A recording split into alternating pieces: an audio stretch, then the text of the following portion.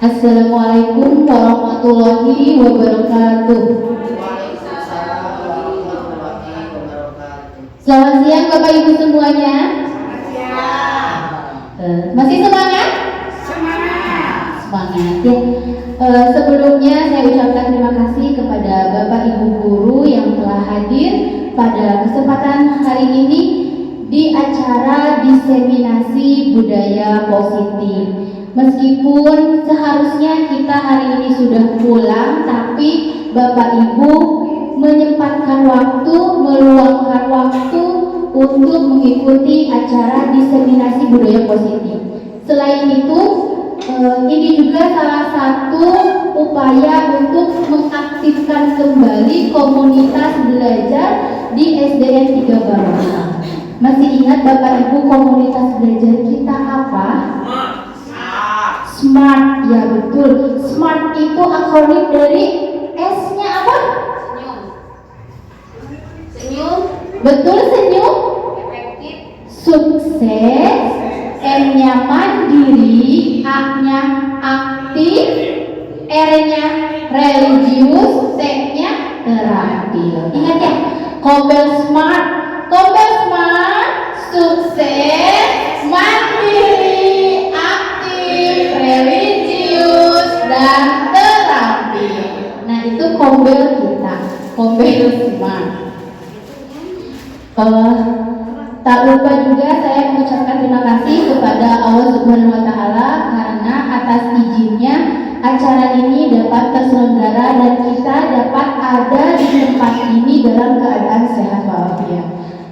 Selain itu, tidak lupa kita berikan sholawat serta salam kepada Nabi besar Muhammad SAW.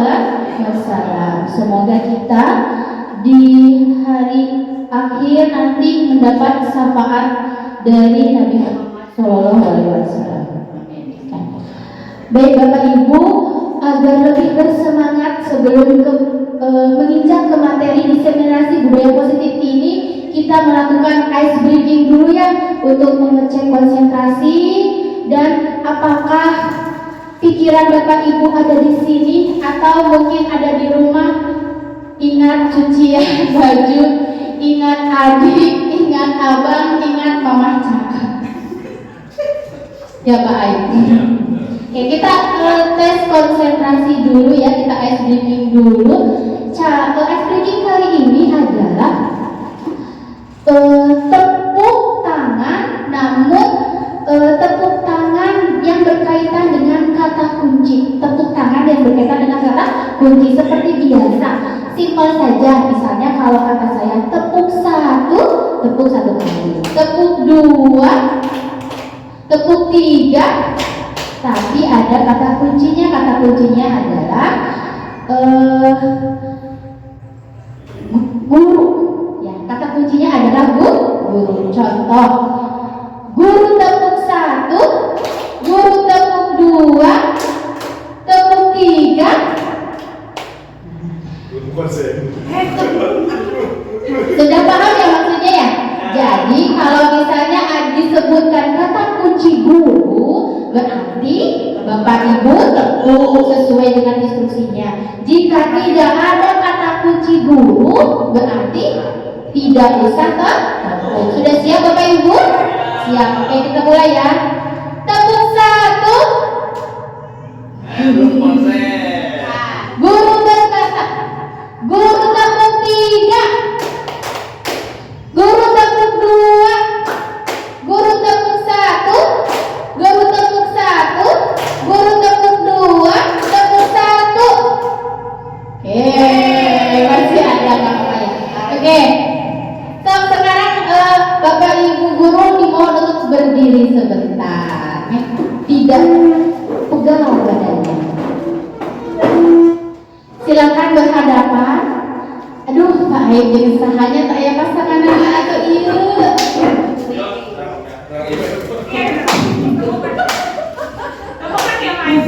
Tak berhadapan. Sekarang ada yang berperan sebagai abu, ada yang berperan sebagai abi. Silakan siapa yang mau abu, siapa yang mau abi tentukan sekarang.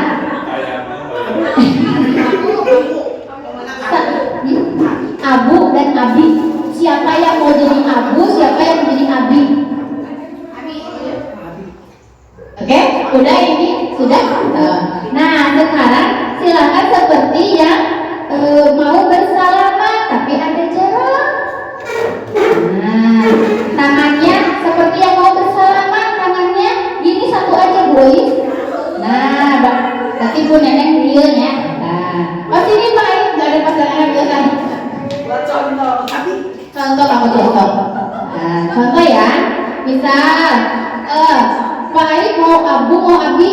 Abi aja. Abi ada Abu. Bukan Abi Umi ya.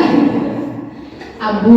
Nah contoh ya, misalnya ketika saya mengucapkan Abi berarti kudu kita kudu disangkap ke urang gitu, kudu ngasangkap gitu. Menyanggap Abu. Abi. ya Abu Abu kudu Pak Aib kudu menghindar. Abi ya Abu jangan salah cek Abi berarti anu Abu kudu newak Abi kudu nangkap Abi ya Abi kan kudu kamu nangkap Pak Aib anu Abi kudu menghindar. Ngerti Bapak Ibu? Ngerti? Kalau Abi. Nah contoh tangan kudu ya Bu Ois Abi Abu Bu Ois Abi Abu nah, contoh misalnya Abi tanya Abi itu Bu Ois kudu menghindar anu Abu kudu nembak anu Abi ngantos Bu Haji. Nah misalnya mau Abi teh Abu berarti anu Abi kudu nembak anu itu Abu ulah kata kudu mau menghindar itunya sudah ditentukan Abu dan Abinya sudah ya. Sudah ya. Sekarang saya akan bercerita. Jadi Abu kita cek sound dulu aja ya. Cek sound. Siap. 1, 2, 3. Abu.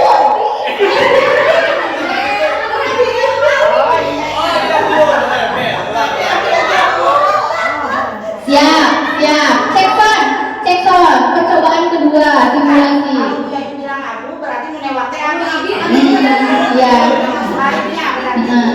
Ya gitu. Siap ya? Percobaan kedua siap. 1, 2, 3. Abi. Silakan. Hitung skornya berapa? Nah sekarang kita coba simulasinya. Saya bercerita. Jadi setiap saya bercerita ada kata Abu dan Abi. Enggal ya. Newak. Tangkap. Yang tangkap.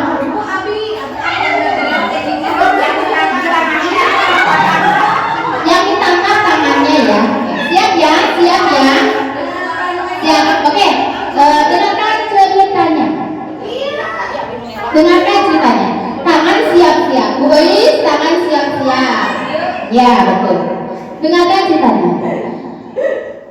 Hari Minggu, ayah mengajak keluarga untuk bermain di taman kota.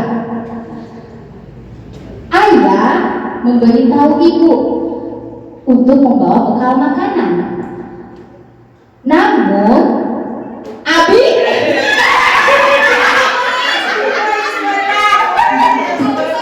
hitung skornya. Enggak, lanjutkan. Sekarang lanjutkan ya, hitung skornya ya. Oke, sekarang lanjutkan. Tidak mau, tadi kan namun, tadi kan itu ya. Tidak mau ikut. Dia ingin bermain di rumah saja. Lalu, Abu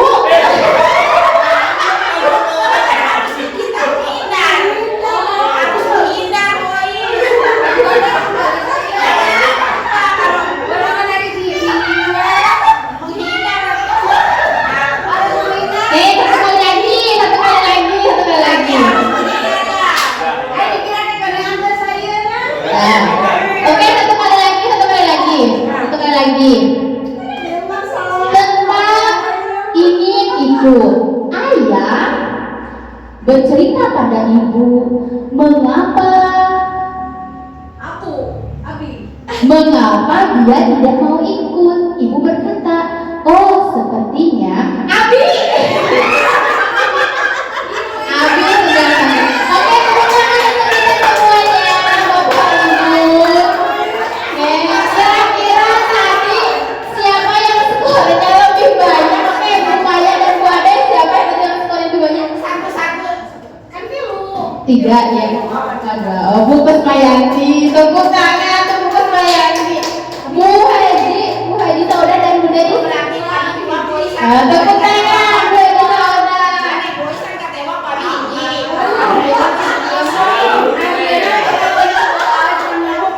Jadi sama, jadi siapa yang menang? Oh ya, Bu Neneng, tepuk tangan. Oke ya Bapak Ibu, kita udah tertawa bersama, sudah rileks, sudah refresh kembali. Sekarang kita lanjutkan saja pada materi tentang diseminasi budaya positif.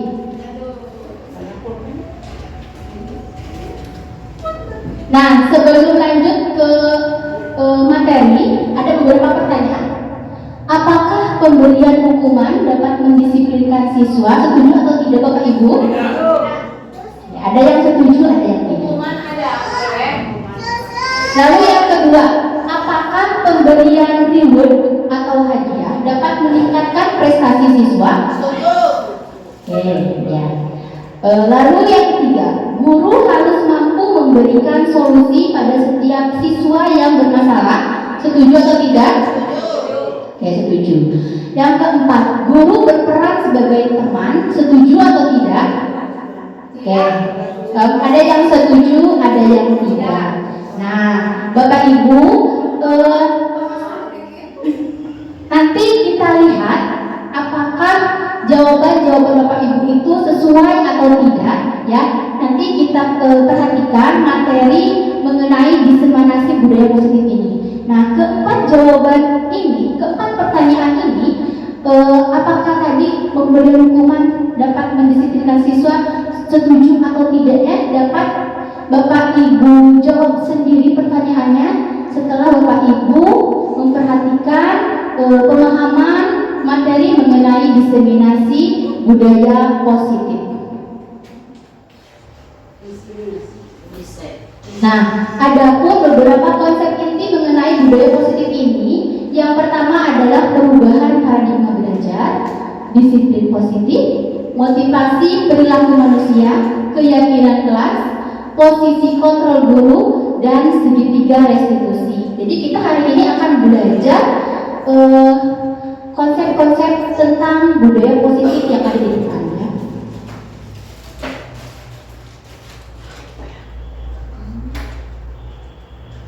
Apa itu budaya positif? Budaya positif di sekolah artinya adalah nilai-nilai dan kebiasaan-kebiasaan di sekolah yang berpihak pada peserta didik agar mereka dapat berkembang menjadi pribadi yang kritis, penuh hormat, dan bertanggung jawab.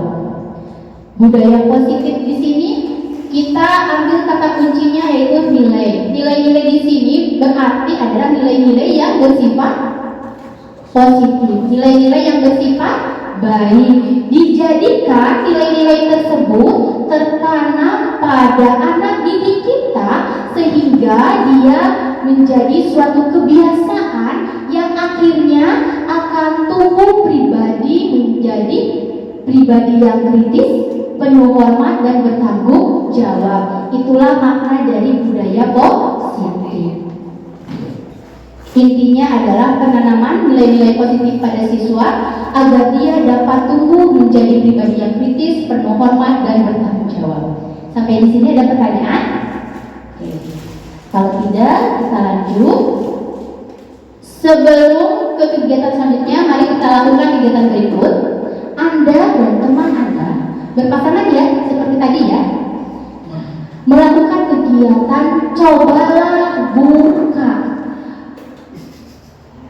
Bukan buka baju ya Bapak Ibu, tapi ini berkaitan dengan kepalan tangan.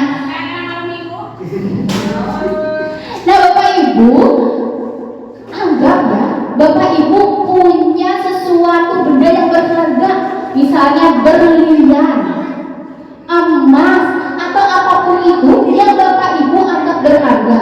Lalu benda itu oleh Bapak Ibu dipegang, dikepal agar orang lain tidak membawanya, mengambilnya, ya. Bayangkan menyimpan benda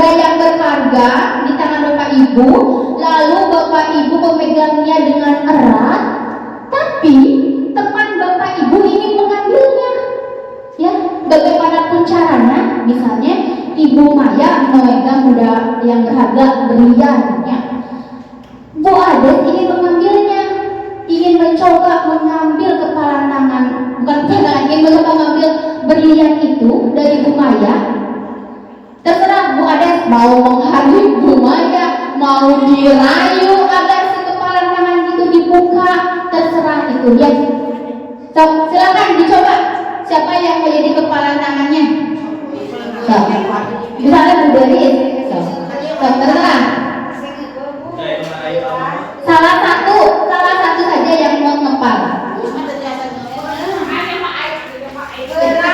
So, di kepala tangannya Bu Deris mencoba untuk mengambil benda yang ada di Bu Haji Auda.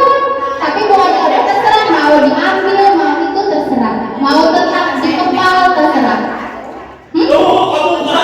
Satu, dua, tiga. Satu, dua, tiga. Terserah baik, pokoknya ada di tangan Bu Nenek dikasihkan materinya.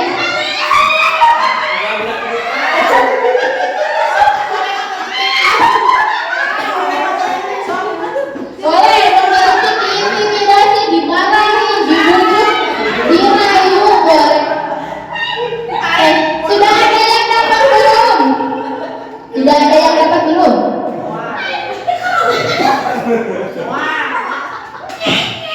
Oke, Bu Ade sama Bu Maya masih tetap mencoba. Bu Maya sepertinya merayu Bu Ade. Ya, Bapak Ibu sudah cukup. Ternyata tadi Bu Ade dan Bu Maya, Bu Ade mempertahankan barang berharganya berupa uang 5.000 agar tidak terambil oleh Bu Maya. Bu Maya tadi, Bu Maya sudah tidak berhasil. Bu Maya tadi sudah mencoba dengan mengkritik, lalu merayu, ya, sampai menjilat tangan Bu Ades agar kepala tangan Bu Ades itu terbuka. Namun ternyata usahanya gagal. Nah, Bapak Ibu, dari permainan cobalah buka ini, kepala tangan ini, ada satu pelajarannya. Ya, mengapa tadi Bu Ades gak mau, Bu Maya juga tidak berhasil, sudah berbagai cara, sudah diintimidasi, sudah bahkan tadi mau dijilat tangannya dan dirayu tapi tidak berhasil. Ini berarti kontrol itu ada pada siapa? Kontrol itu ada pada diri masing-masing. Ya, tidak bisa dari orang lain. Nah, kita akan berbicara, ya, membahas tentang miskonsepsi tentang teori kontrol. Di sini, kebanyakan sekarang ya, atau pemahaman kita, guru itu dapat mengontrol murid. Maksudnya adalah apapun yang kita bicarakan pada murid atau apapun yang kita perintahkan pada murid, seakan-akan kita percaya bahwa guru dapat menjadikan murid menjadi apa yang dia inginkan. Padahal tidak bisa, salah, ya. Karena guru tidak bisa mengontrol murid ingin menjadi apa murid, tidak bisa. Lalu bahwa penguatan positif efektif dan bermanfaat. Nah, di sini ada ilusi bahwa penguatan positif itu efektif dan bermanfaat. Tapi tidak semuanya penguatan positif dapat berjalan dengan efektif sesuai dengan yang kita inginkan. Contohnya seperti pemberian hadiah pada siswa, menurut kita dapat meningkatkan prestasi siswa, tapi itu keberhasilannya tidak 100%, ya, karena tadi bahwa murid itu kontrolnya ada pada diri bukan pada guru. Guru tidak bisa mengontrol murid. ilusi bahwa orang dewasa berhak memaksa. Nyatanya yang benar adalah orang dewasa itu tidak bisa memaksa. Baik orang dewasa maupun anak kecil punya haknya masing-masing, tidak bisa dipaksakan. Dan ilusi yang terakhir, bahwa kritik dan membuat rasa bersalah mampu menguatkan karakter. Nah, ini juga salah.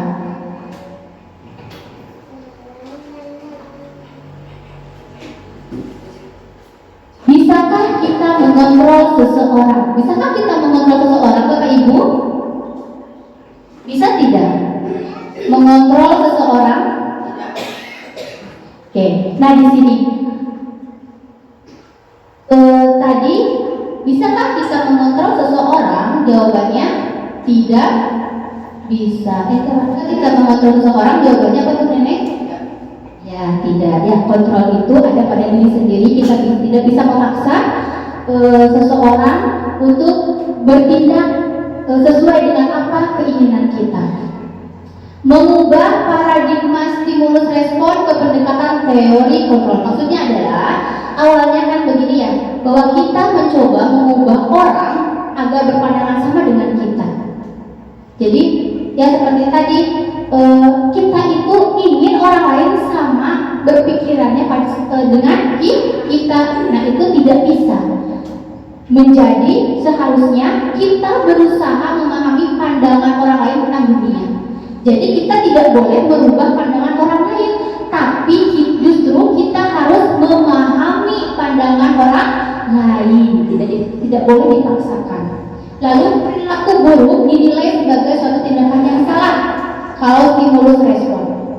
Nah, kalau pada teori kontrol, perilaku buruk ataupun baik, jadi tidak ada perilaku buruk atau tidak ada perilaku baik. Yang ada adalah semua perilaku itu memiliki tujuan.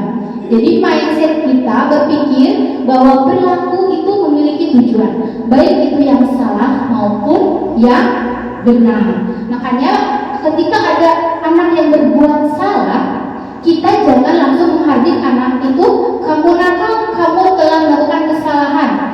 Tapi kita harus tanyakan dulu, apa tujuanmu melakukan hal tersebut? Gitu. Karena semua perilaku memiliki tujuan. Orang lain bisa mengontrol saya. Pada teori kontrol, hanya Anda yang bisa mengontrol diri Anda. Begitupun murid, siswa, hanya siswa itu yang dapat mengontrol dirinya. Lalu saya bisa mengontrol orang lain pada stimulus respon. Anda tidak bisa mengontrol orang lain.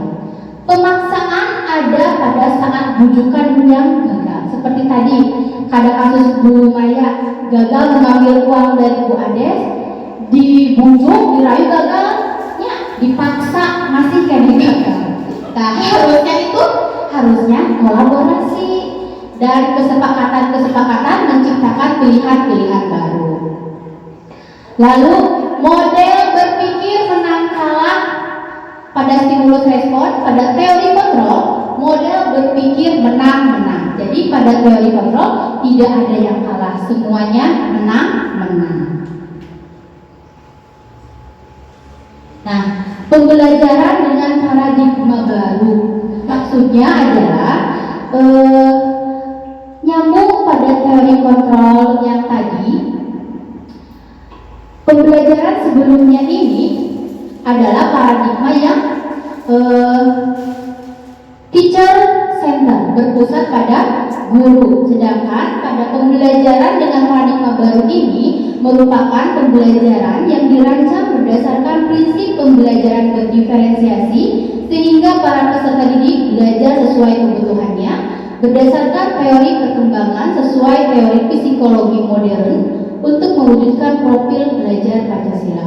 Pada pembelajaran dengan paradigma baru di sini berarti intinya adalah pembelajaran berpusat pada murid atau student center, disesuaikan dengan kebutuhan peserta didik. Makanya ada istilah berdiferensiasi untuk mewujudkan profil belajar Pancasila yang sedang kita kembangkan saat ini, yaitu 1.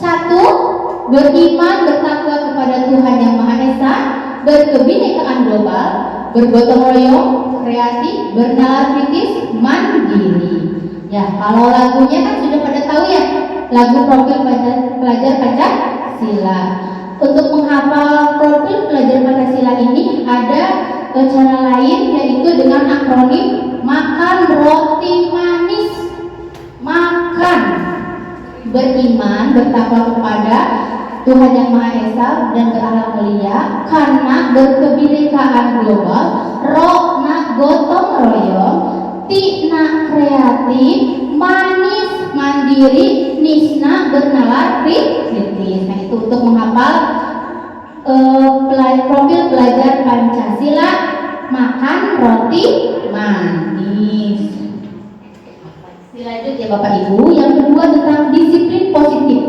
Disiplin sering dikaitkan dengan kata tertib, teratur, dan kepatuhan. Kata disiplin juga sering dihubungkan dengan hukuman. Padahal ini berbeda, hukuman dengan disiplin. Karena ketika disiplin tidak harus dengan memberi hukuman. Disiplin positif dikaitkan dengan motivasi perilaku manusia. Tadi kan disebutkan pada teori kontrol bahwa semua perilaku memiliki tujuan. Nah, di sini dari ketiga tujuan ini, untuk menghindari ketidaknyamanan, untuk mendapatkan imbalan dari orang lain, untuk menghargai diri sendiri, menjadi insan sesuai harapan kita. Kira-kira Bapak Ibu ada di poin yang mana ini motivasinya? Kalau sekarang kebanyakan misalnya ya, dulu saat tunjangan daerah masih ada dan pemerintah memberi aturan bahwa jika absensinya telat akan dipotong, sehingga pagi-pagi absen tidak terlewat. Berarti itu masuk ke motivasi yang mana? Yang karena agar mendapatkan imbalan yang dipotong kayak cenanya gitu. Harusnya yang mana yang seharusnya kita lakukan itu? Harusnya yang untuk menghargai diri sendiri, menjadi insan sesuai harapan kita, sehingga muncullah motivasi internal. Nah, motivasi internal ini yang disebut dengan disiplin positif. Sehingga kalau misalnya yang untuk menghindari ketidaknyamanan itu karena motivasi eksternal, anak-anak ya tidak menggunakan atau saat upacara menggunakan topi semuanya karena takut dihukum sama Pak Haim. Nah, berarti itu masih anak-anak motivasinya eksternal, belum tertanam disiplin positif pada dirinya. Nah, gitu ya. Oke, kita lihat di sini. Nilai-nilai kebaikan apa yang ada pada gambar tersebut? Gambar 1 dan gambar kedua. Yang ini nilai kebaikan apa?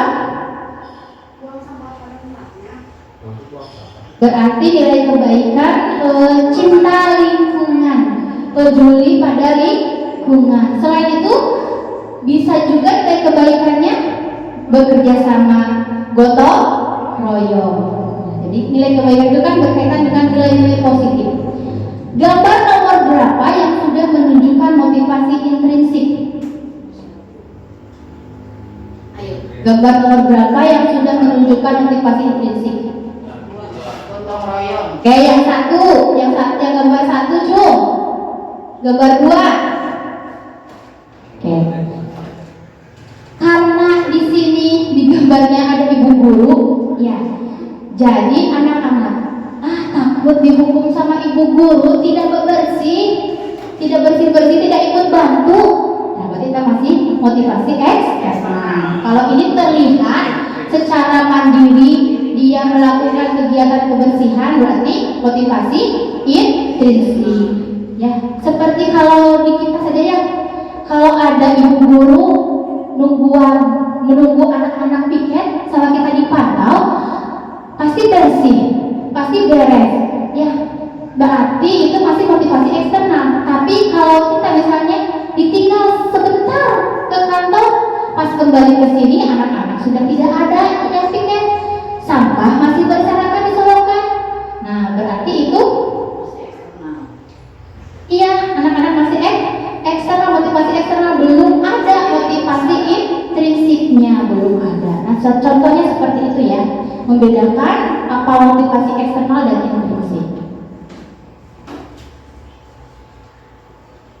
Nyambung ke berkaitan dengan disiplin positif tadi, bahwa untuk menciptakan murid yang merdeka di sini maksudnya adalah bukan merdeka kebebasan ya, tapi merdeka di sini dia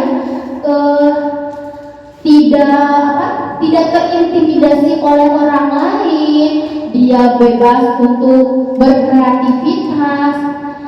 Syarat utamanya adalah harus ada disiplin yang kuat. Disiplin yang kuat itu yang dimaksud adalah disiplin diri.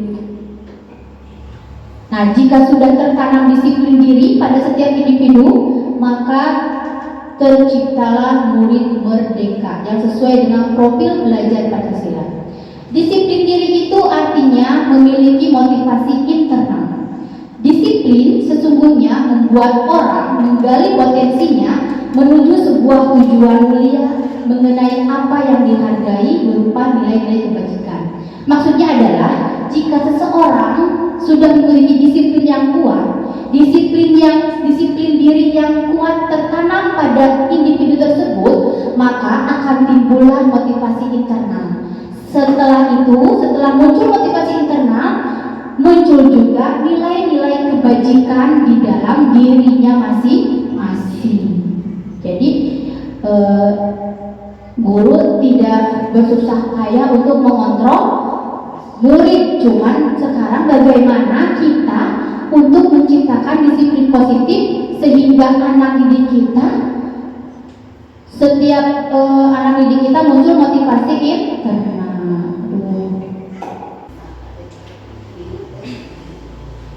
Nilai-nilai kebajikan tadi itu apa ya? Nilai-nilai yang bersifat positif, dan sekarang nilai-nilai kebajikan ini diyakini dapat membangun motivasi untuk mencapai tujuan. Glasser mengatakan bahwa setiap perilaku manusia mempunyai tujuan atau motivasi. Ini namanya teori kontrol. Nilai-nilai kebajikan untuk pendidikan kita saat ini dikaitkan dengan profil belajar Pancasila. Jadi 6 dimensi ini yang harus kita tanamkan, nilai-nilai kebajikan ini yang harus kita tanamkan kepada anak didik kita. Bagaimana cara memunculkan motivasi intrinsik siswa dalam penerapan disiplin positif? Apakah dengan hukuman? Apakah dengan memberi hadiah? Atau ada cara lain? Contoh pertama, kalau kamu gak beresin mainanmu, gak ada jatah buku yang buat kamu. Ini termasuk apa? Ancaman, hukuman. Contoh yang kedua, awas ya, kamu pukul teman lagi biar kamu tahu rasa, biar tahu kamu rasanya kesakitan juga. Nah, ini juga. Kedua contoh tadi termasuk ke dalam hukuman. Dampak jika kita memberikan hukuman pada anak adalah 1. Menyakitkan anak. 2. Rasa sakitnya pasti akan berjangka lama. Sehingga muncul dendam, betul. Membenci, merasa tidak dihargai dan bersalah. Nah, apa dampak jika pemberian hadiah? Sebenarnya pemberian hadiah itu kita anggap sebagai tindakan yang positif ya. Namun ternyata pemberian hadiah juga katanya itu termasuk hukuman juga. Mengapa? Karena akan mematikan kreativitas dia. Misalnya seperti ini. Nah, ayo kamu harus rajin belajarnya, nanti setiap nilai ulangannya 100, ibu kasih hadiah jalan-jalan ya ke Tamkot. Misalnya itu. Anak-anak terus dipacu seperti itu, kreativitasnya akan muncul, motivasi intrinsiknya akan hilang karena yang ada adalah motivasi eksternal untuk mendapatkan hadiah tersebut. Mungkin kalau satu kali bisa kita lakukan, asal jangan sampai berulang-ulang kali karena itu akan berdampak pada ketergantungan. Merusak hubungan maksudnya adalah ini ketika di lingkungan sekolah kita, di kelas ada anak yang nilainya 100 diberi hadiah oleh kita, itu akan menimbulkan kecemburuan pada siswa lain. Da abi mah ugal ulangan terus 100 nilainya pasti ge mau dikasih hadiah. Jadi timbul cuek. Dia bukan malah timbul motivasi, malah cuek gitu nanya. Pasti si eta deui da 100 mah pasti si eta akan dapat hadiah. Jadi akan timbul pemikiran seperti itu pada siswa, ya maksudnya. Dilanjut. Nah, ada hukuman, ada konsekuensi, ada restitusi. Seperti yang kita tahu bahwa ada hukuman. Hukuman satunya apa? Dia tindakan yang termasuk hukuman tidak terencana, tiba-tiba. Murid tidak tahu apa yang akan terjadi dan tidak dilibatkan. Bersifat satu arah. Hukuman bisa berupa fisik dan psikis. Contoh, anak kesiangan, terlambat sekolah. Kata Pak Aib, contoh ya Pak Aib. Kata Pak Aib, Axel, namanya Axel, Axel, kamu terlambat ke sekolah, lari di lapangan. Nah, itu kan secara tiba-tiba, ya bersifat satu arah. Terus murid tidak tahu apa yang akan terjadi jika dia terlambat, ujung-ujung dihukum 5 kali. Nah, itu bersifat hukuman. Lalu kalau konsekuensi itu apa? Kalau konsekuensi terencana, murid tetap dibuat tidak, tapi murid tetap dibuat tidak nyaman. Sikap guru selalu memonitor murid. Contoh seperti ini. Di sekolah kita sudah ada aturan kalau ke sekolah menggunakan sepatu warna hitam. Contohnya, diumumkan ke anak-anak, anak-anak setiap sekolah menggunakan sepatu berwarna hitam, jangan berwarna lain. Anak-anak tahu. Konsekuensinya jika tidak ada yang mematuhi itu, nanti misalnya ya dapat sanksi, betul. Nah, itu konsekuensi. Jadi sudah dibicarakan, diutarakan dulu ke murid, ada sanksi yang disepakati. Nah, itu konsekuensi. Kalau secara tiba-tiba itu hukuman. Bisa membedakan ya Bapak Ibu? Oke. Nah, tapi konsekuensi juga membuat murid tidak nyaman. Dan yang terakhir ada restitusi. Restitusi, proses menciptakan kondisi bagi murid untuk memperbaiki kesalahan. Proses kolaboratif yang mengajarkan murid untuk mencari solusi sendiri. Nah, ini yang akan kita pelajari mengenai restitusi.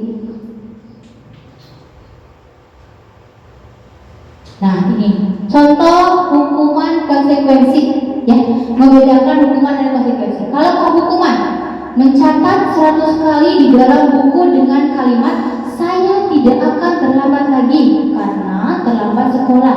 Ini hukuman. Kalau konsekuensi, contohnya menggantikan kertas tugas teman yang sudah dicoret-coret. Kita konsekuensi. Hukuman lagi, murid diminta push up 15 kali karena tidak memakai sepatu hitam ke sekolah. Contoh lain konsekuensi, ketika ada 2 orang anak berkelahi sampai anak tersebut baju kancingnya lepas karena berkelahi. Ya, contoh. Lalu guru harus bisa memberi solusi kepada anak tersebut dengan cara bertanya, apa yang dapat kamu lakukan untuk menggantikan baju kancing yang lepas temanmu itu?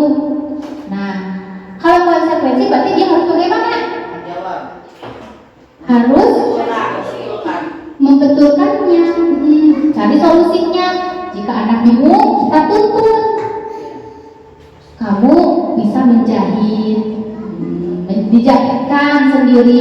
Udah kabin itu biasa ngejahit nak. oh berarti guru harus apa? Memberitahu dulu cara menjahit seperti apa, contoh. Atau ketika baju anak itu kotor karena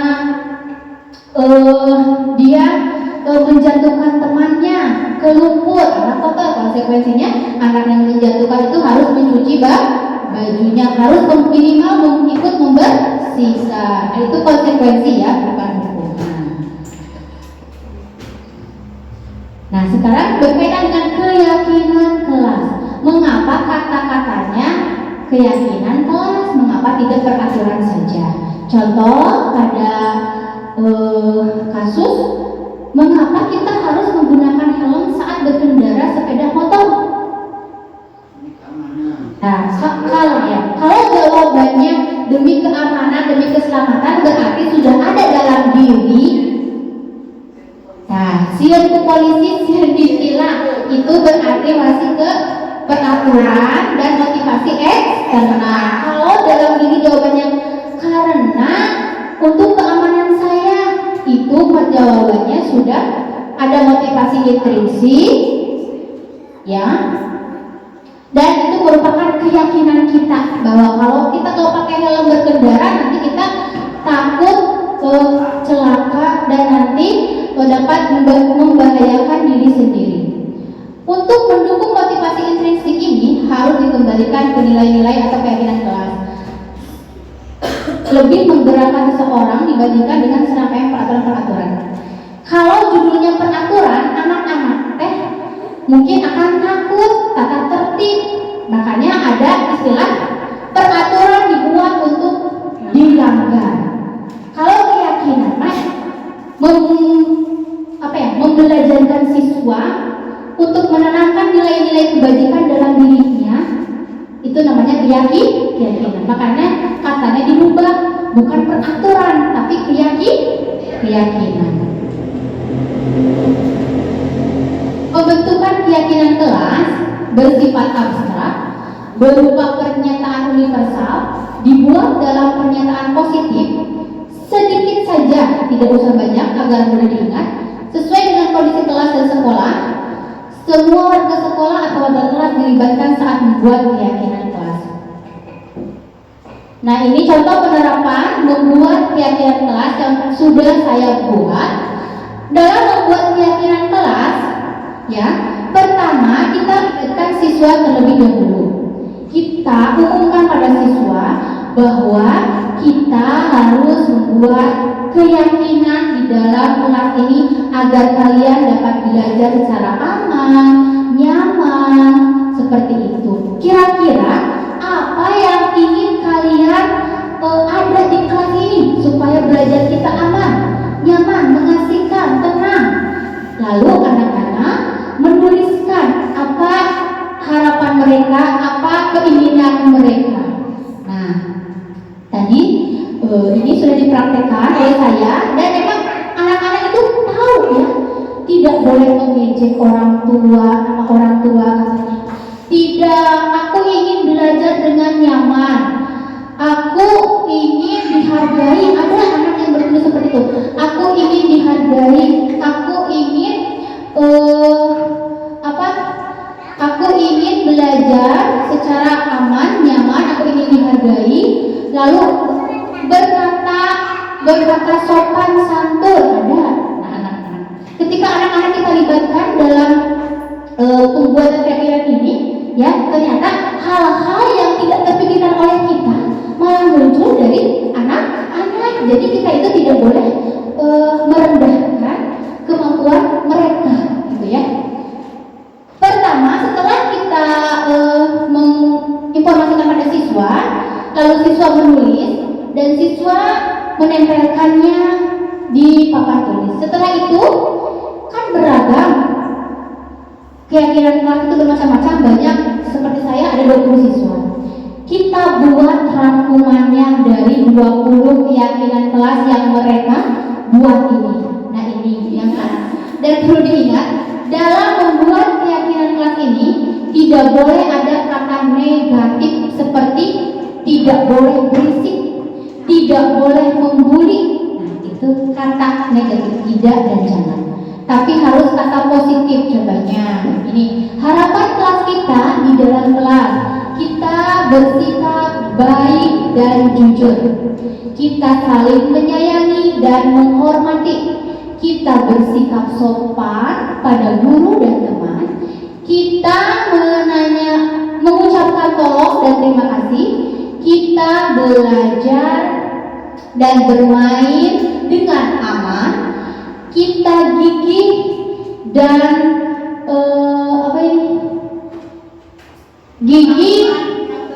gigih dan lakukan yang terbaik. Nah, ini contoh keyakinan kelas ya.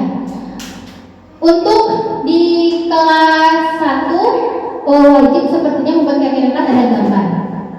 Nah, tuh hebat Bu Ades sudah membuat. Nah, oke Bapak Ibu juga bisa ditanamkan di kelas masing-masing untuk membuat keyakinan kelas ini. Mengapa membuat keyakinan kelas? Karena ini nanti yang akan muncul adalah nilai-nilai kebajikan yang kita harapkan tumbuh pada diri siswa dari keyakinan kelas itu. Kebutuhan dasar manusia. Ada yang tahu kebutuhan dasar manusia itu apa saja? Makan, minum, primer, sekunder. Apalagi? Pakaian. Jalan-jalan, pakaian.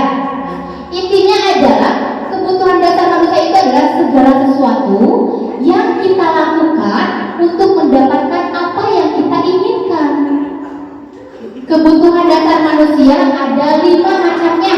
Tadi telah disebutkan oleh Bu Nenek, ada makan, minum, ya, pakaian, tempat tinggal, keamanan, ini termasuk kebutuhan bertahan hidup. Rasa diterima, dipedulikan, berbagi, kerjasama, ini adalah kasih sayang dan rasa diterima. Ya, kita juga kan butuh kasih sayang ya. Betul. Ya, Pak. Lalu ada penguasaan. Penguasaan ini berkaitan dengan harga diri, keinginan untuk dianggap, memimpin, berprestasi, diakui, didengar. Nah, jika ada anak yang dia sifatnya mengkoordinir teman-temannya, berarti dia kebutuhan penguasaan itu lebih besar, sehingga dia ingin menjadi pemimpin untuk teman-temannya ya. Lalu ada kebebasan, mandiri, memiliki pilihan, mencoba hal baru, mampu mengendalikan arah dirinya. Jika ada anak di kelas kita yang seharusnya mengerjakan tugasnya, tapi dia marah, lari-lari, bolak-balik WKWC, ada kebutuhan dasar kebebasan, ada kudu terpenuhi. Berarti kalau ayah budak anu lompatan di kelas, lari-lari di kelas, mengganggu malah mengganggu temannya, berarti dia kebebasannya sedang tidak terpenuhi gitu ya. Kebutuhan dasar kebebasannya sedang tidak terpenuhi. Lalu kesenangan, bermain, humor, antusiasme, tertawa. Nah, kita wajib paham mengenai 5 kebutuhan dasar manusia ini karena nantinya untuk memahami anak didik kita gitu. Kan seperti tadi bahwa semua perilaku memiliki tujuan. Ketika anak kita bermasalah, kita harus melihat ini kebutuhan dasar yang mana yang belum dia terpenuhi gitu. Seperti misalnya ya, ada istilah anak broken home itu pasti selalu bermasalah di sekolah. Bisa jadi memang kebutuhan kasih sayangnya dia tidak terpenuhi, sehingga terjadilah hal-hal semacam itu ya. Jadi Bapak Ibu pahami 5 kebutuhan dasar manusia ini untuk memahami anak didik kita di kelas. Ada bertahan hidup, kasih sayang, penguasaan, kebebasan, dan kesenangan. Bapak Ibu termasuk posisi kontrolnya yang mana nih? Apakah penghukum atau pembuat rasa bersalah, teman, pemantau, atau manajer? Boleh. Saya tanya ke Bu Is boleh? Bu Is biasanya termasuk kemana? Ke penghukum, pembuat rasa bersalah, teman, pemantau, atau sebagai manajer? Posisi guru Bu Is? Sebagai manajer ya. Bu Haji Saudat lebih sering yang mana? Lebih sering memantau. Pemantau. Bu Kusmayanti? Teman. Oke, Bu Deris? Pemantau. Pak Ai? Menghubung. Bu Nenek? Teman. Dari kelima posisi kontrol ini, yang menurut Bapak Ibu bagus itu yang mana? Manajer. Apalagi? Pemantau. Terus? Teman. Oke. Nah, contoh kalimat jika dia guru tersebut adalah sebagai penghukum. Kamu selalu saja terlambat. Pasti selalu datang yang terakhir ya. Nah, ketika ada ucapan seperti itu, ternyata kita itu sebagai penghukum. Lalu kalau membuat aku kesalahan, cirinya seperti ini. Biasanya muka gurunya lagi tegak, membuat aku kesalahan justru manis. Cuman penekanan kata-katanya, kamu tidak kasihan sama ibu. Nah, kalau ada kata-kata tersebutnya, ya itu berarti membuat rasa bersalah si anak. Kamu tidak kasihan sama ibu, capek-capek ibu sudah mempersiapkan materi ini, tapi kamu tidak belajar dengan baik. Contoh itu ya, kita anak kita jadi sedih, murung. Duh, Abi merasa bersalah kasih ibu ceritanya. Kamu ini bagaimana? Kamu sudah berjanji pada ibu. Kamu ini membuat ibu benar-benar kecewa. Lalu kalau teman, misal teman, kalau ada anak yang terlambat, Agrahi, kenapa terlambat? Oh ya sudahlah tamat, silakan duduk. Sana, kamu ini sambil seperti ada nada apa ya? Seperti keakraban kamu ini. Tapi kalau posisi teman juga terkadang tidak baik ya, karena ini nanti anak itu akan patuh pada hanya guru yang memposisikan teman saja. Misalnya kalau ada kasus seperti itu, kata kamu maya bukul gitu nate, sedangkan ke guru lain bersikap acuh seperti itu. Kadang teman juga dianggap tidak baik. Lalu kalau pemantau, tadi pemantau ini berkaitan dengan yang konsekuensi, dia memonitor guru. Nah, peraturannya apa? Sanksi dan konsekuensinya apa? Jika ada yang terlambat, kamu terlambat, kamu mendapatkan sanksi. Nah, itu pemantau. Kamu hari ini tidak menggunakan sepatu hitam, kamu mendapatkan sanksi, itu sebagai pemantau. Kalau sedangkan manajer, apakah kamu tahu kesalahanmu? Ditaruh surat manajer. Jika ada anak yang berbuat kesalahan, tidak langsung disalahkan anak tersebut, tidak langsung dihardik, tidak langsung diintimidasi, tapi ditanya dulu, apakah kamu tahu kesalahanmu? Apa rencana kamu untuk memperbaiki masalah ini? Dan membimbing siswa untuk memunculkan solusi atas permasalahannya. Itu manajer. Kita lihat contoh penerapan 5 posisi kontrol ya. Kita lihat videonya, nonton video.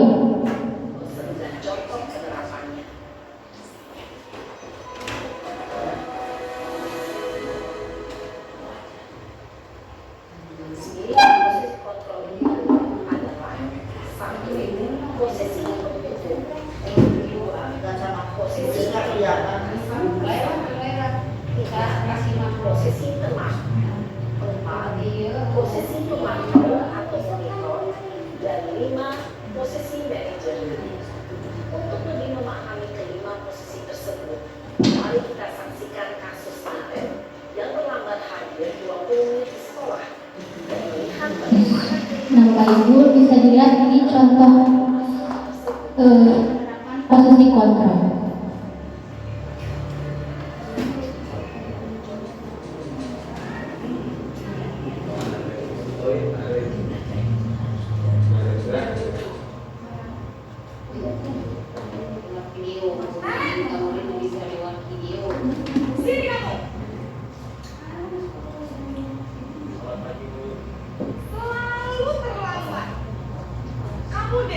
Pasti terlambat.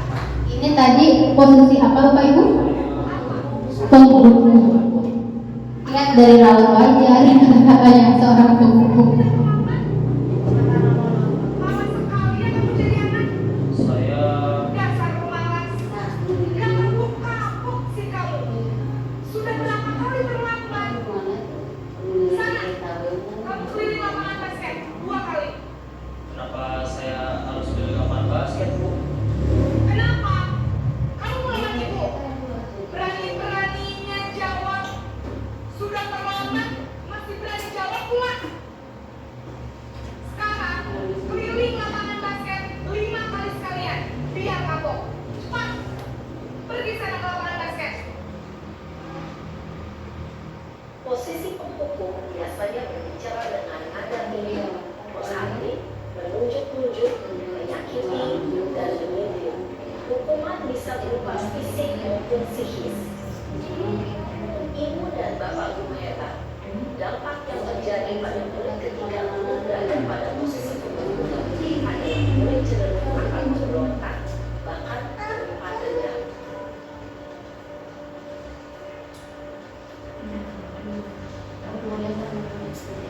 Yang kedua, posisi pembuat merasa bersalah.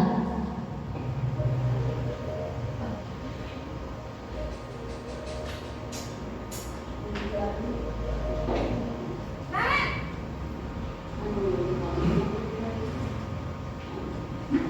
Bapak Ibu, Naren! Kamu kenapa terlambat lagi, nak? Ya Tuhan, Naren. Kamu senang ya bikin ibu susah ya? Kalau kamu terlambat lagi, nanti ibu yang ditegur bapak kepala sekolah, nak. Disangka ibu tidak bisa membina kamu. Duh, gimana ini? maaf Bu. Duh, Gusti Naren. Kamu suka ya kalau ibu ditegur bapak kepala sekolah? Terus, sekarang ibu harus tulis apa ini ibu absen? Ini kamu sudah sering terlambat loh. Ibu harus apa coba? Maaf Bu, maaf sekali. Ya sudah, lain kali jangan bikin ibu susah lagi ya nak ya. Ibu tidak akan kuat lagi kalau kamu begini terus.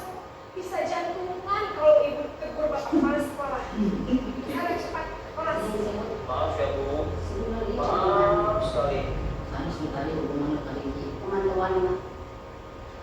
Posisi pembuat rasa bersalah berbicara dengan nada tenang, cenderung lembut, namun kata-kata yang diutarakan membuat murid merasa menjadi orang yang gagal, memandang buruk dirinya sendiri, merasa tidak berharga, dan tidak sanggup membahagiakan orang lain. Ketika guru mengambil posisi pembuat rasa bersalah, murid akan menganggap dirinya yang bersalah dan ia akan menyimpan emosi negatif tersebut di dalam dirinya. Yang ketiga, posisi teman.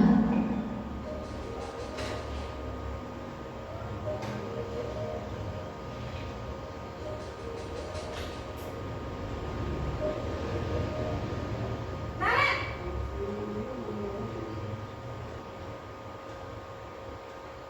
Bapak Ibu, Wah, sudah jam berapa ini nak?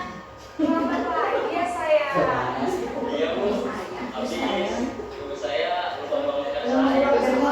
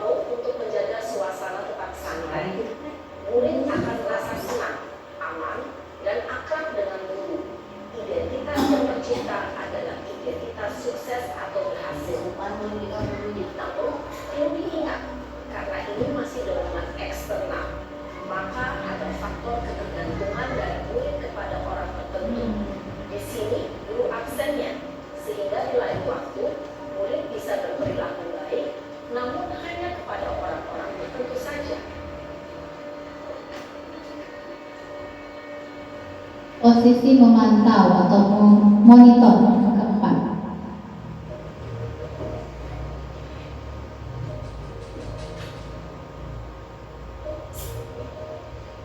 Naren,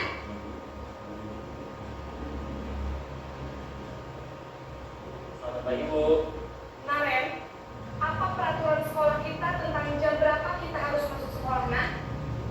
Kita harus di sekolah jam 7, Bu. Iya betul, sekarang sudah jam 7.20. Naren sudah tahu konsekuensinya jika terlambat hadir. Paham, Bu? Saya harus tinggal kelas pas jam istirahat selama 20 menit. Iya benar, konsekuensinya demikian. Jadi nanti jam 9.30 pas istirahat, kamu harus tinggal di kelas, kerjakan tugas tambahan untuk ketertinggalan kamu, ya? Baik, Bu. Posisi pemantau mengandalkan penghitungan atau data untuk mengontrol murid. Guru mengarahkan murid berdasarkan peraturan dan konsekuensi. Sedangkan pemantau menunjukkan bahasa tubuh dan ekspresi wajah yang datar dan cenderung formal.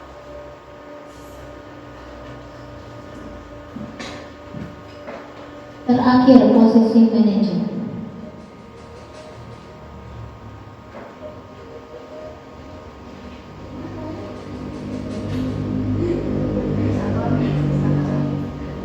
Naren,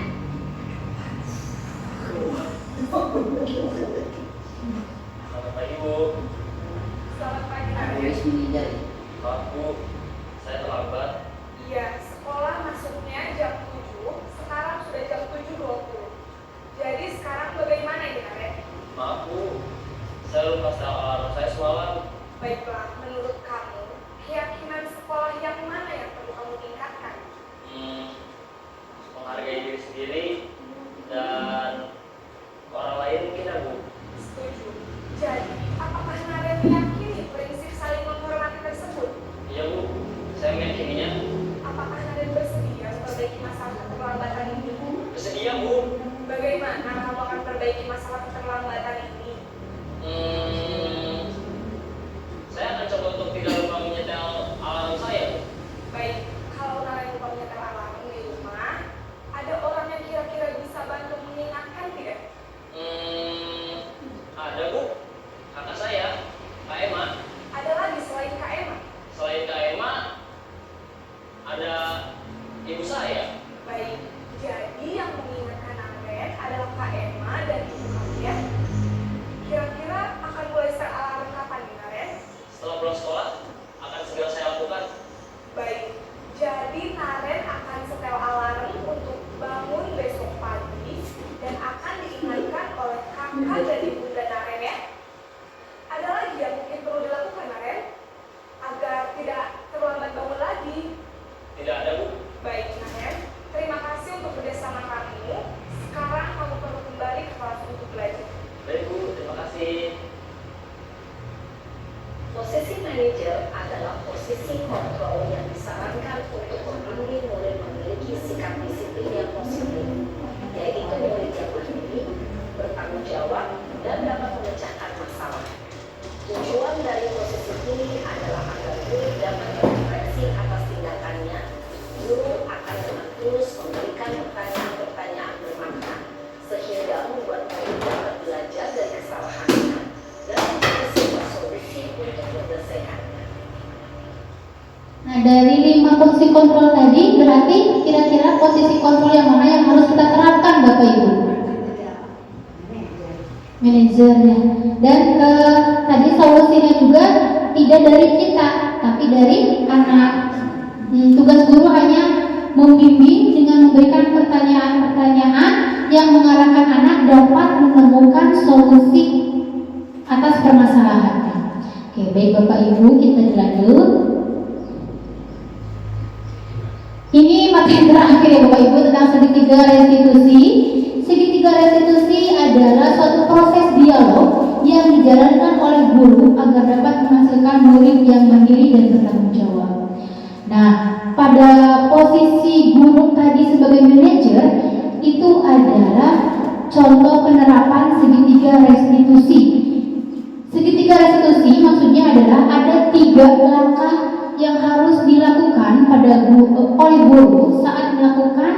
segitiga restitusi ini. Yang pertama, menstabilkan identitas. Yang kedua, validasi tindakan yang salah. Dan yang ketiga, menanyakan keyakinan. Mungkin ya, tanpa kita sadari, kita juga sebenarnya sudah menerapkan segitiga restitusi ini. Kan kita sering pada anak, apa solusi yang harus kamu lakukan? Kalau sudah seperti ini, kamu harus bagaimana? Kita sudah menerapkannya, namun tidak secara penuh kita menerapkan ketiga langkahnya. Mungkin hanya satu saja, mungkin validasi tindakan yang salah saja, atau menstabilkan identitas. Nah, untuk bahas satu persatu, kita lihat pada materi selanjutnya. Menstabilkan identitas maksudnya adalah berdasarkan prinsip membuat kesalahan adalah bagian dari proses pembelajaran. Jadi kesalahan yang dilakukan anak itu tidak boleh kita langsung salahkan dengan kalimat seperti ini pada anak. Nah, tidak ada manusia yang sempurna di dunia ini. Setiap manusia pasti pernah melakukan kesalahan. Bagian yang terpenting adalah bagaimana cara kita untuk mengambil pelajaran dari permasalahan tersebut. Saat anak melakukan kesalahan, kalimat pertama kali yang kita ucapkan adalah hal seperti itu, agar dia mau menyebutkan kesalahannya apa, mengakui kesalahannya apa. Jadi menstabilkan identitas bahwa kesalahan yang kamu lakukan itu bukan hal buruk yang salah banget gitu, ya. Jadi ibaratnya jika dia luka, ketika kita menstabilkan identitas, lukanya sedikit terobati sehingga dia mampu memperbaiki lukanya tersebut, memperbaiki kesalahannya tersebut menjadi lebih baik. Lalu ibu bapak juga pernah melakukan hal tersebut. Ibu bapak tidak mau mencari siapa yang salah, tapi ibu bapak ingin mencari solusi dari permasalahan ini. Kamu berhak merasa begitu. Ini contoh kalimat-kalimatnya. Lalu validasi tindakan yang salah. Berdasarkan prinsip setiap berlaku berupaya memenuhi suatu kebutuhan tertentu. Contoh kalimat, kamu pasti punya alasan mengapa kamu melakukan hal itu. Ya, seperti tadi anak yang suka main di kelas saat pelajaran, ternyata alasannya mungkin karena kebutuhan kebebasannya tidak terpenuhi. Padahal kamu bisa melakukan yang lebih buruk dari ini ya. Mengapa ada kalimat seperti ini? Agar anak tidak tertekan bahwa dia telah melakukan kesalahan. Dia tidak melakukan kesalahan. Terus oleh kita ditekan lagi, dipaksa lagi. Nah, anak tidak dapat memperbaiki kesalahannya itu, tidak menjadi pribadi yang lebih baik jika oleh kita terus ditekan. Tapi kita boleh melakukan dengan bilang pada anak seperti ini, padahal kamu bisa melakukan lebih buruk dari ini ya. Nah, kamu patut bangga karena telah melindungi sesuatu buatmu. Kamu melakukannya karena mempertahankan sesuatu yang penting bagimu. Oke, sedangkan yang ketiga, menanyakan keyakinan. Berdasarkan prinsip teori kontrol bahwa pada dasarnya kita termotivasi secara intrinsik tadi. Makanya, mengapa hal yang paling pertama dalam menerapkan budaya positif itu adalah membuat keyakinan di kelas, ya, atau di sekolah juga bisa secara umum di sekolah, secara khusus di kelas, agar anak tahu mana nilai kebajikan yang harus tertanam pada dirinya masing-masing. Sehingga saat kita melakukan segitiga restitusi ini, kita dapat bertanya pada anak, keyakinan apa yang telah kamu langgar saat dia melakukan kesalahan? Apa keyakinan kelas kita? Nilai-nilai apa yang telah disepakati bersama? Kamu ingin menjadi orang seperti apa? Jika anak sudah mampu mengutarakan keyakinan mana yang telah ia langgar, maka tugas guru selanjutnya adalah membimbing siswa untuk mencari solusi apa yang harus kamu perbaiki untuk menyelesaikan permasalahan ini. Pada kasus segitiga restitusi ini, pada acara waktu FTBI ya, mungkin Bu Ades tidak tahu ceritanya, Pak Aib ya yang tahu ceritanya bahwa Fikri tiba-tiba membanting pintu sekeras-kerasnya di ruang pupuh, ya semua kaget. Dia seperti memendam sesuatu, marah, ekspresi dari matanya seperti dendam marah pada seseorang. Diamankan Fikri oleh Pak Aib. Lalu saya bertanya pada geng-gengnya Fikri kan yang suka ikut sama Fikri, ada yang waktu itu namanya Ade atau salah Pak Fikri, Pak Aib deh Pak Fikri. Saat kamu ingat Ade apa salah Lutfi? Reja diamankan. Saya coba nih, karena saya sudah belajar segitiga restitusi, saya coba terapkan segitiga restitusi ini. Pertama, menstabilkan identitas dulu.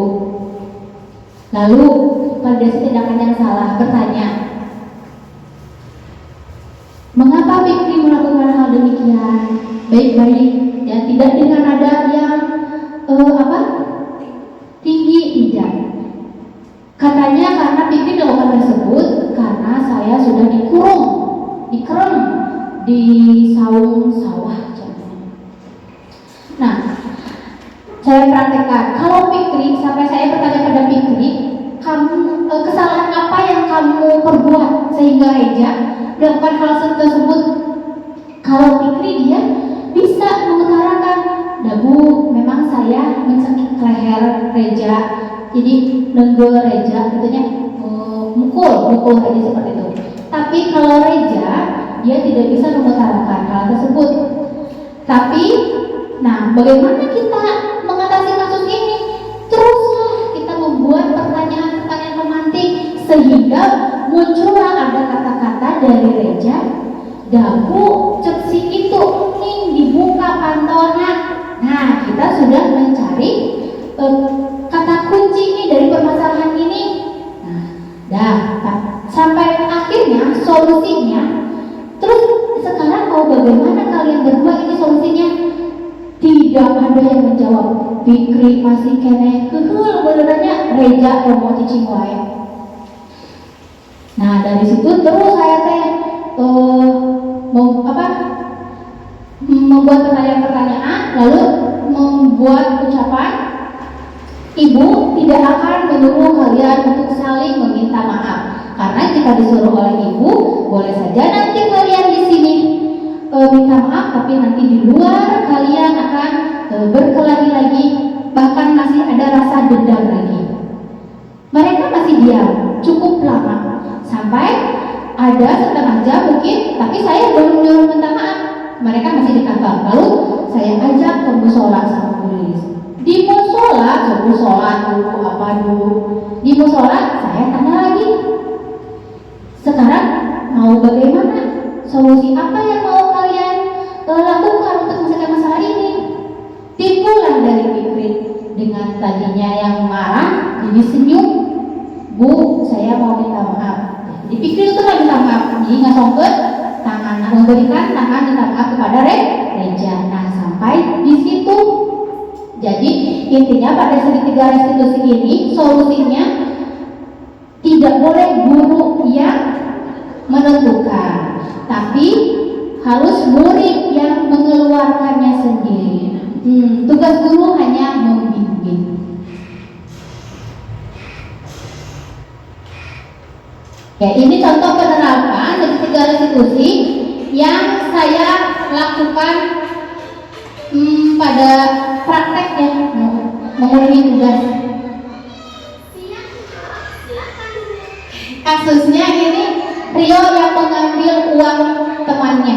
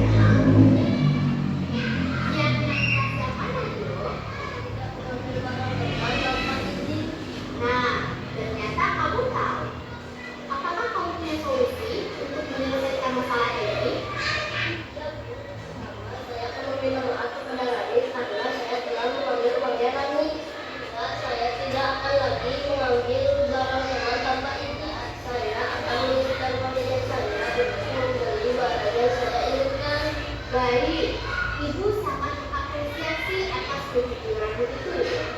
Dan Ibu sangat bangga karena kamu mau bertanggung jawab atas segala kesalahan yang telah terjadi. Sekarang, kamu boleh kembali ke kelas dan boleh beristirahat terlebih. Baik, Bu, terima kasih. Permisi. Ini contoh penyelesaian segitiga restitusi yang pertama, dan ini yang dibuat oleh Kemdikbud. Kita perhatikan contohnya.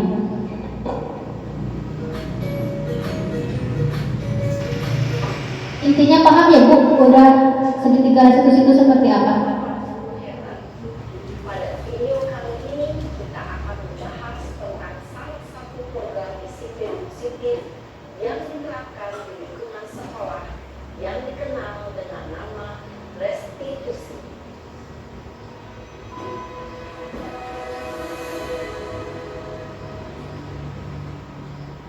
Restitusi dikembangkan oleh pakar pendidikan Diane Dawson, berlandaskan pada teori kontrol multi-organization. Segitiga restitusi adalah suatu proses dialog yang dijalankan oleh guru atau orang tua agar dapat menghasilkan murid yang mandiri dan bertanggung jawab.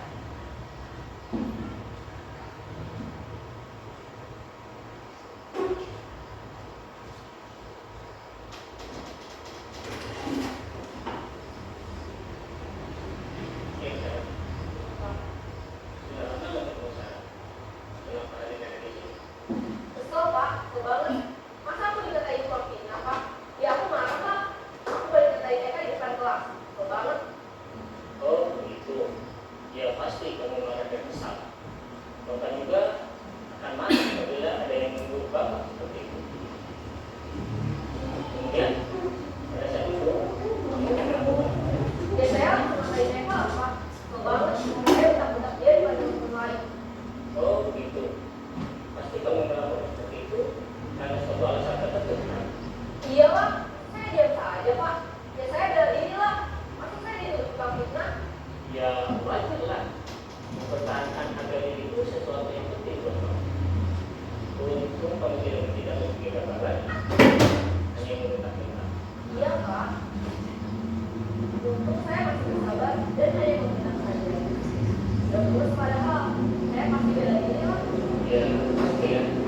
Tapi kamu ini tetap bertahan dan bersabar. Kamu memilih untuk tidak berbuat lebih parah lagi. Nah, sekarang coba kita lihat lagi tindakan kamu yang mentak-mentak kita di kelas. Tindakan kamu itu kira-kira sesuai dengan keyakinan kelas atau prinsip kamu tidak? Enggak lah Pak. Capek Pak di rumah. Jadi keyakinan atau prinsip mana yang kurang sesuai dengan keinginan kamu? Ya saya sebenarnya sangat menghargai orang lain. Mungkin saat itu saya menjadi emosi. Jadi tidak berbuat sikap itu. Kamu meyakini tidak? Menghargai orang lain itu penting buat kamu. Yakinlah Pak. Iya, setuju. Kita harus saling menghargai.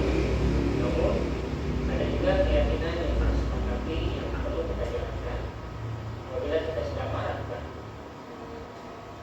Ya saya bisa lebih proaktif. Mulai dengan diri sendiri. Saya bisa jadi lebih sabar. Mengambil waktu juga untuk berpikir mau apa selanjutnya. Kira-kira kamu bersedia memperbaiki masalah ini tidak? Sedia Pak. Kalau kamu memperbaiki masalah ini, kamu akan menjadi orang seperti apa? Saya akan menjadi orang yang bertanggung jawab kali ya Pak. Dan senantiasa proaktif. Iya, menurut kamu bagaimana rasanya menjadi orang seperti itu? Dan nyaman lah. Bangga bisa bersabar dan berhati. Baiklah, kalau begitu. Yuk kita pikirkan bagaimana memperbaiki masalah ini.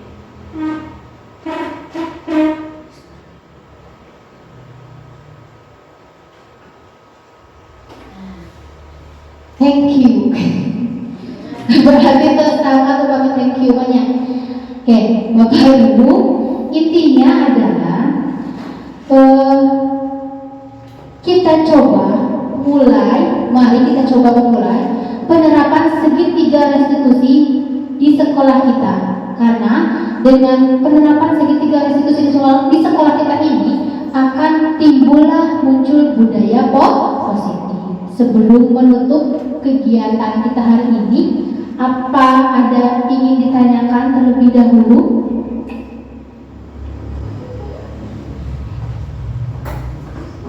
Oke, kalau tidak ada, saya ucapkan terima kasih kepada Bapak Ibu yang telah berkenan hadir pada kegiatan ini.